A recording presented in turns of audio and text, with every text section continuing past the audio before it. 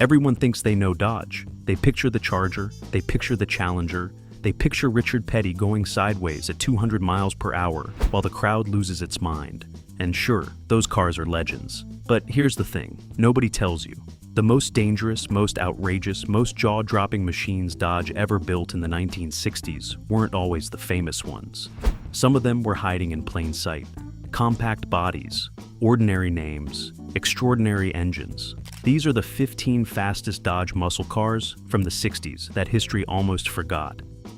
Number 15. The 1969 Dodge Dart Swinger 340.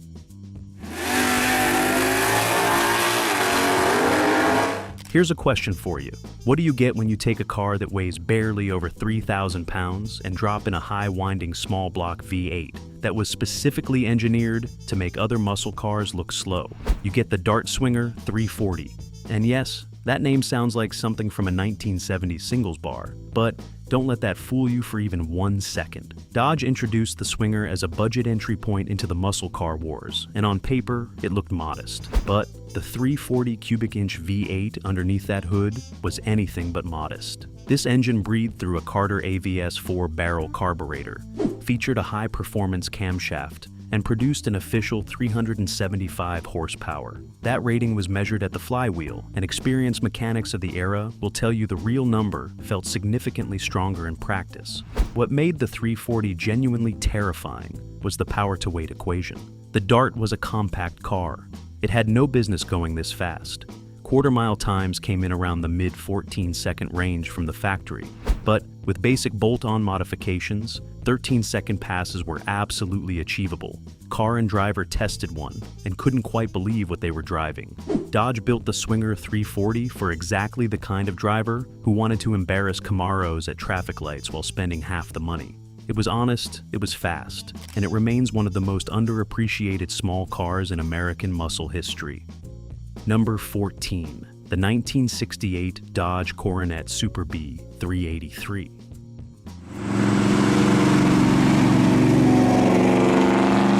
When Dodge looked at what Plymouth was doing with the Roadrunner, which was essentially offering brutal performance at a stripped-down price, they had a very simple corporate response: build one of those, immediately. The Super Bee was born in 1968 as Dodge's working man's muscle car, and the base engine was the 383 cubic inch V8 in its hottest street configuration. Now, 383 doesn't sound as impressive as 426 or 440, and in the muscle car horsepower wars, cubic inches were currency.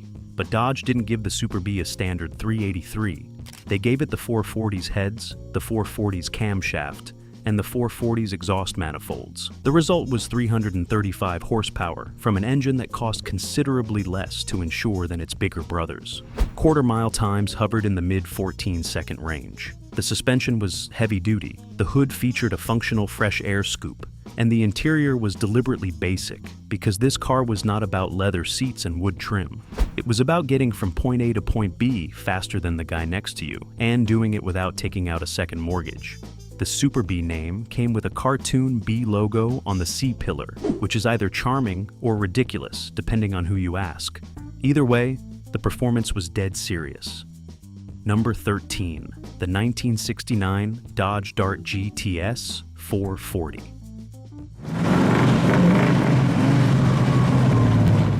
This is where things get genuinely insane, and I mean that in the most complimentary way possible. At some point in 1968, a group of Dodge engineers apparently looked at each other and asked a question that no reasonable person would ask. What if we took our compact Dart platform and stuffed a 440 cubic inch big block into it? The answer to that question was the Dart GTS 440, and it was exactly as ridiculous as it sounds. The 440 Magnum V8 produced 375 horsepower and 480 pound-feet of torque in a car that weighed barely over 3,000 pounds. The front suspension had to be heavily modified to accommodate the engine. The shock towers were cut and reinforced. This was not a simple parts swap. This was automotive surgery. Quarter-mile times in the low 13-second range were achievable right off the showroom floor.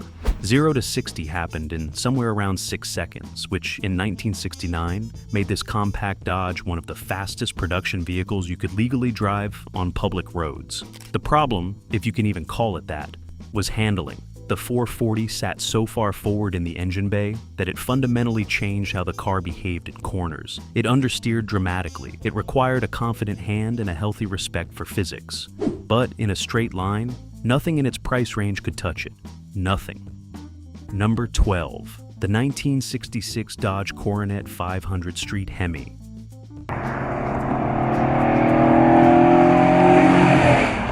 By 1966, Chrysler's 426 Hemi engine had already established itself as the most feared power plant in American racing. The problem was that most people assumed the Hemi lived exclusively in race cars and limited production specials. The 1966 Coronet 500 proved that assumption completely wrong. Dodge offered the street Hemi as a legitimate production option in the Coronet 500, which was a mid-size car with clean lines, a reasonable price point, and absolutely no visual indication of what was hiding under the hood. Dual Carter AFB 4-barrel carburetors sat atop that 426 cubic inch engine, officially rated at 425 horsepower. And as with every Hemi conversation in this era, that number was conservative. Chrysler was deliberately underreporting output to keep insurance companies from completely losing their minds. Quarter-mile times in the high 12 to low 13-second range were documented. The car's mid-size body gave it better weight distribution than some of the heavier Hemi applications, making it genuinely quick at the strip and surprisingly manageable on the street. Production numbers were limited, which is exactly why most people have never heard of it. Dodge made just enough to remind the world that the Hemi wasn't exclusive. It was just expensive and devastating. Number 11. The 1968 Dodge Charger RT 440 Magnum.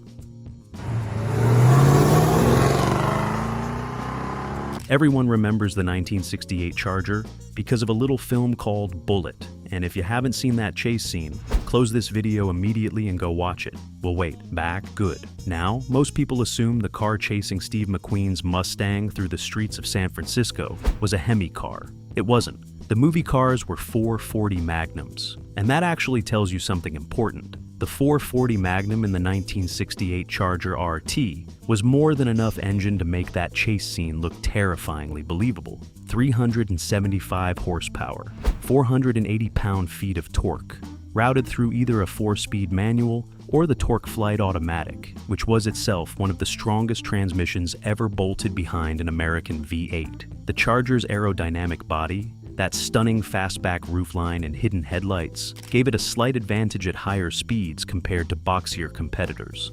0 to 60 came in around 6.5 seconds.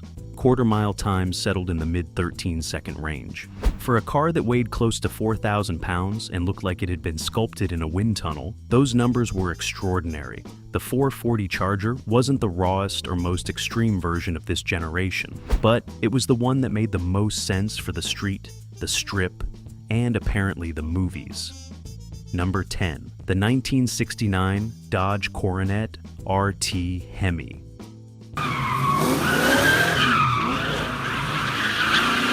The Coronet RT doesn't get anywhere near the respect it deserves.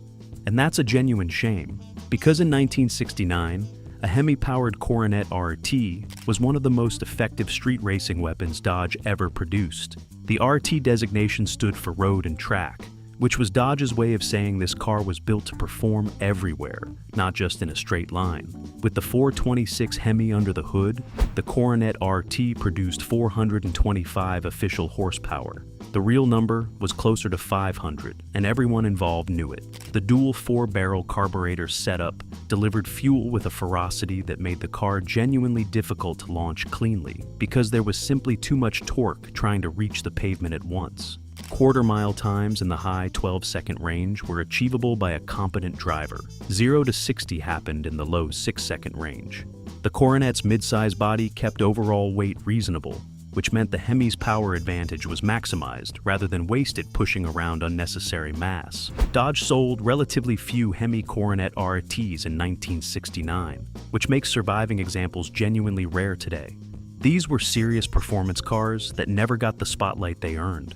Overshadowed by flashier siblings with better marketing, the Coronet just quietly went fast, which honestly is the most Dodge thing possible.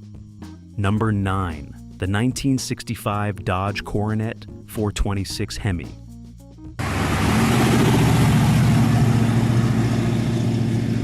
Let's travel back to 1965 for a moment, because this is where Dodge first brought the Hemi to the street in a production midsize car, and the automotive world was not entirely prepared for what happened next. The 1965 Coronet with the 426 Street Hemi was, in the most literal sense, a race engine in a family car.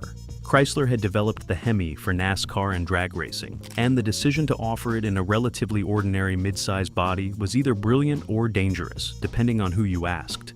Insurance companies asked. They were horrified. The hemispherical combustion chambers that gave this engine its name allowed for dramatically larger valves and better airflow than conventional wedge head designs. The result was an engine that breathed with an efficiency that smaller displacement competitors simply couldn't match.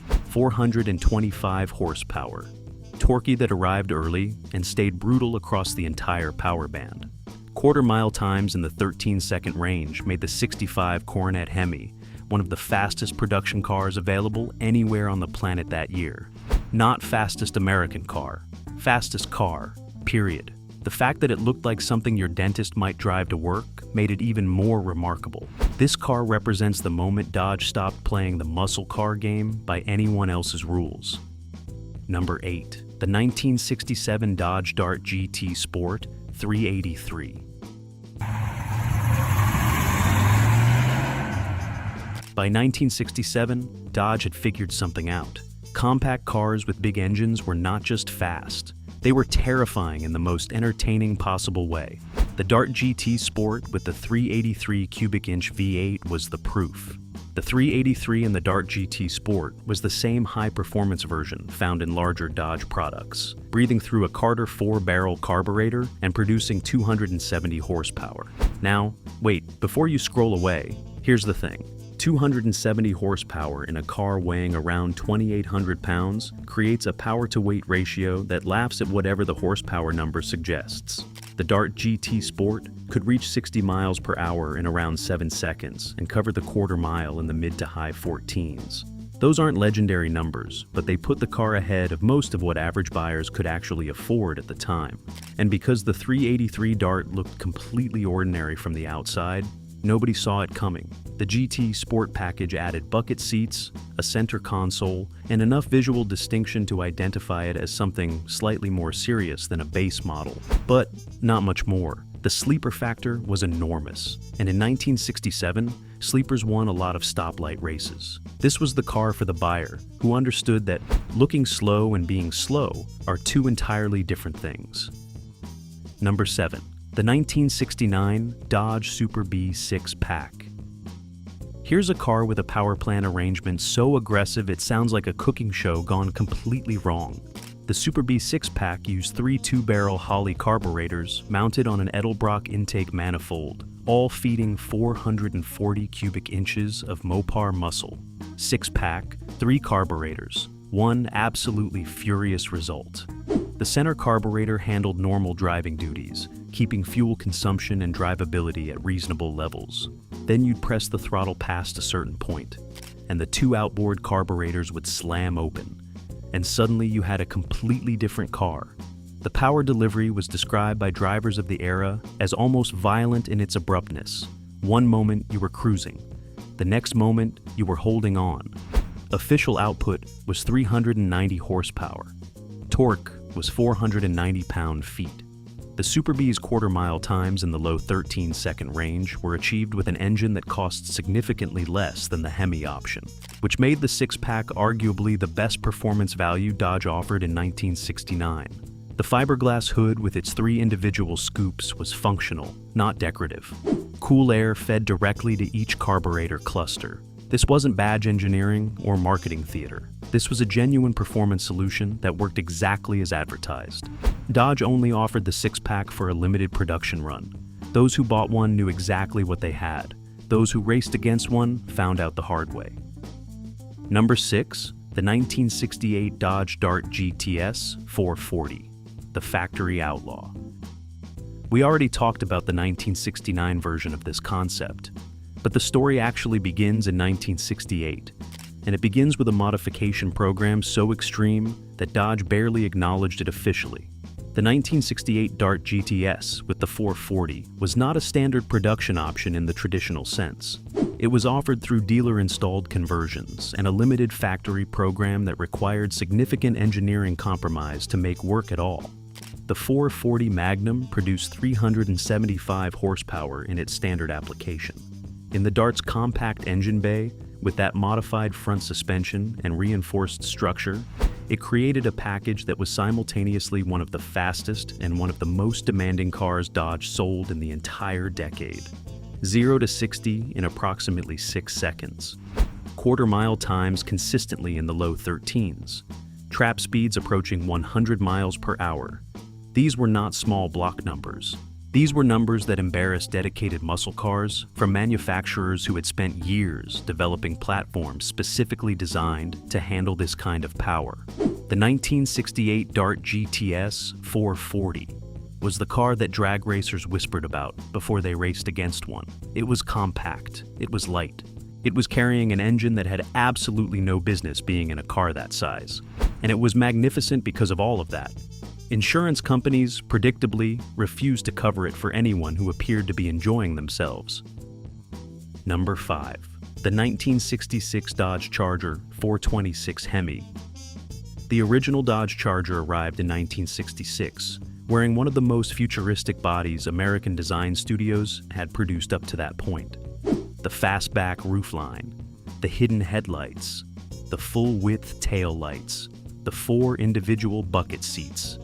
This was not a conservative car in any dimension, and when you dropped the 426 Hemi into it, the result was something that existed outside the normal boundaries of street car performance. 425 horsepower. Dual Carter 4-barrel carburetors. A compression ratio of 10.5 to 1 that demanded high-octane fuel and punished anyone who tried to run regular. The Hemi's characteristic loping idle that shook the entire car at a stoplight was not a flaw. It was an announcement, a very loud announcement. Quarter-mile times in the low 13-second range. 0 to 60 in the low 6-second range. Top speed in excess of 140 miles per hour with appropriate gearing. These were numbers that made European exotic manufacturers extremely uncomfortable.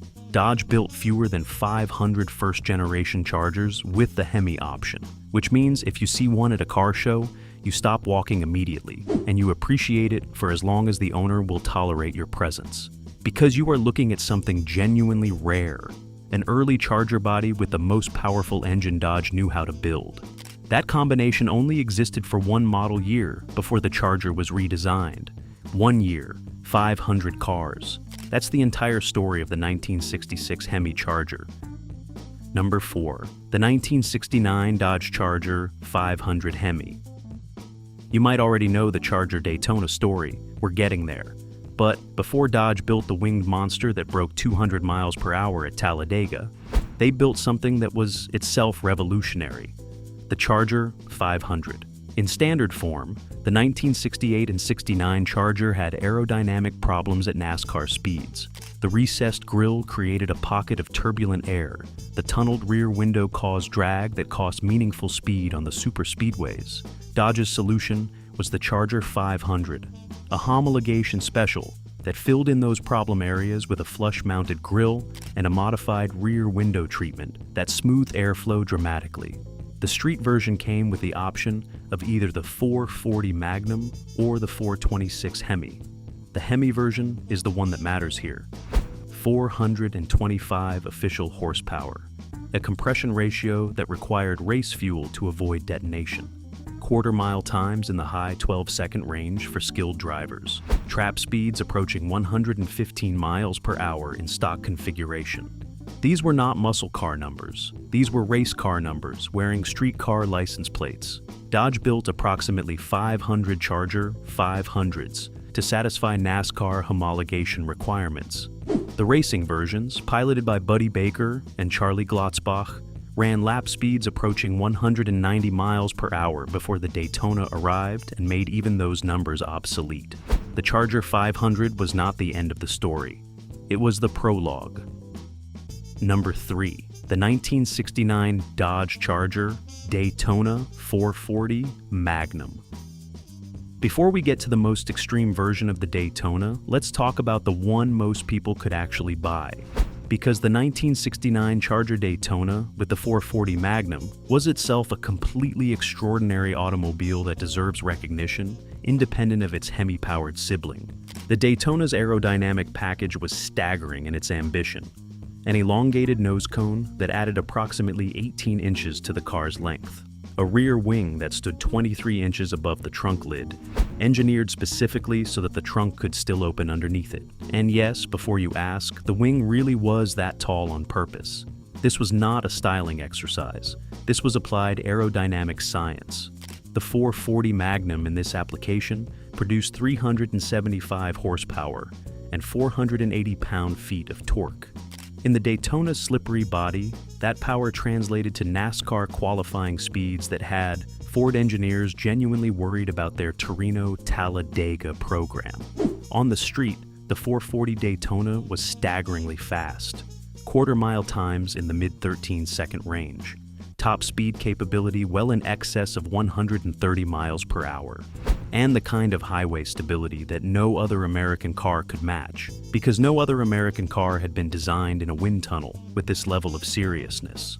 Dodge built approximately 500 Daytonas with the 440 engine. Those buyers got the full theatrical experience of the wing, the nose, and the looks of absolute bewilderment from everyone they passed, without paying the Hemi insurance premium, which in 1969 was essentially a second car payment. Number 2. The 1963 Dodge 330 Max Wedge. The grandfather nobody remembers. We need to go back further, much further. Because before the Hemi rewrote the rules, before the Charger made Dodge famous, before Richard Petty and Buddy Baker, and the winged cars that broke 200 miles per hour, there was the Max Wedge. And almost nobody talks about it anymore. In 1963, Chrysler's racing division developed a wedge-head V8 in 413 and 426 cubic inch displacements, specifically for drag racing and NASCAR superspeedway competition. The street version found its way into the lightest, most stripped-down Dodge body available, the 330, which was essentially the polar opposite of glamorous. It looked like a police interceptor that forgot to put its lights on. The 426 Max Wedge produced between 415 and 425 horsepower, depending on the state of tune. It breathed through cross-ram dual 4-barrel carburetors that sat at opposing angles on the intake manifold, an arrangement so extreme it required a custom hood with raised clearance just to close properly. Quarter-mile times in the 12-second range. In 1963. Let that land for a moment. 12-second quarter miles from a factory production vehicle in 1963, when most American cars were running 16s and feeling good about themselves. The Max Wedge Dodge 330 was the car that established Dodge's performance reputation before the Hemi existed to carry that reputation forward. It won races. It scared competitors. It made sanctioning bodies nervous. And then the Hemi arrived in 1964, and everyone forgot the Max Wedge had ever existed. That's not fair, that's not right, and that's exactly why it belongs at number 2 on this list. History owes the Max Wedge a proper acknowledgement. Consider that acknowledgement. Number 1. The 1969 Dodge Charger Daytona 426 Hemi, the ultimate band weapon. There was never going to be any other choice for number 1, not even a debate. The Charger Daytona with the 426 Hemi represents the absolute peak of what 1960s engineering could produce when someone in a suit finally said, "Do whatever it takes to win." And Dodge took that permission seriously, dangerously seriously. They bolted an 18-inch nose cone to the front, planted a 23-inch rear wing that made grown men laugh until the thing hit 200 miles per hour, and then nobody was laughing anymore. Buddy Baker became the first driver in NASCAR history to officially clock 200 miles per hour at Talladega in 1970. 200 miles per hour in a stock car, when the national speed limit was 65. Let that sit with you. The street Hemi officially made 425 horsepower. Real output was closer to 500, and everyone knew the factory numbers were fiction written for insurance actuaries. Quarter-mile times in the high 12s, 0 to 60 in the low 5s. top speed limited only by available road and personal courage, which for most people ran out well before the engine did. NASCAR banned it before the 1971 season. Not because it broke the rules, because it exposed them. Dodge had engineered something so dominant that the rulebook itself needed emergency surgery. Only 503 Daytonas were ever built. Hemi cars were a fraction of that. Today, a documented original Hemi Daytona can exceed $500,000 at auction. The 1969 Charger Daytona wasn't just the fastest Dodge of the 60s. It was the car that forced the entire world to stop, stare, and rewrite the rules around it.